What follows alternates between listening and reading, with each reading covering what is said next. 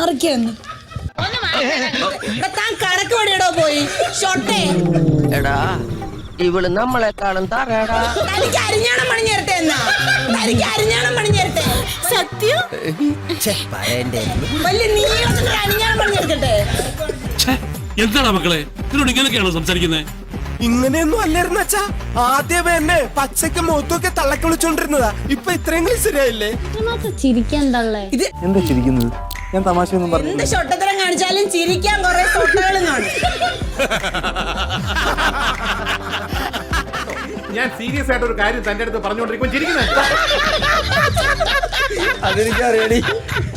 എന്തെങ്കിലും കിടന്നിരിക്കണം. എന്റെ അച്ഛന്റെ കുത്തുകൾക്കൂടെ കത്തിച്ച് വെച്ചിരിക്കണം.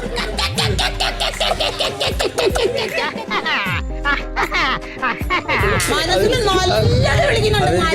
നല്ല സ്കിന്ന സാധനം വിളിക്കുന്നുണ്ട്. തൊലിപ്പുറത്തെ വെളുപ്പമുള്ള ഇവളുടെ സ്വഭാവം തനി ചന്ത.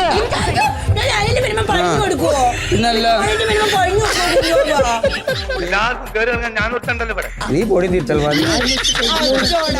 ജ്ഞാനശീലായിട്ട് ഇത്രയും കാലം പറഞ്ഞത് മുഴുവൻ മണ്ടത്തരമാണെങ്കിലും ഇതിൽ കാര്യമില്ലാതില്ല. ഞങ്ങൾക്കൂടെ ആഘോഷം ആഘോഷം. കാവ്യ ഭംഗിക്ക് വേണ്ടി പറഞ്ഞതാ. അത് മനസ്സിലാക്കണ്ടേ? അതിന് ബോധം വേണ്ടേ? അപ്പൊ ഞാൻ ഇടപെടേണ്ട ആവശ്യമൊന്നുമില്ലല്ലോ മീനാക്ഷി? അപ്പൊ ഞാൻ വരാം ഇങ്ങോട്ട്. അല്ല ഞാൻ പോട്ടെ.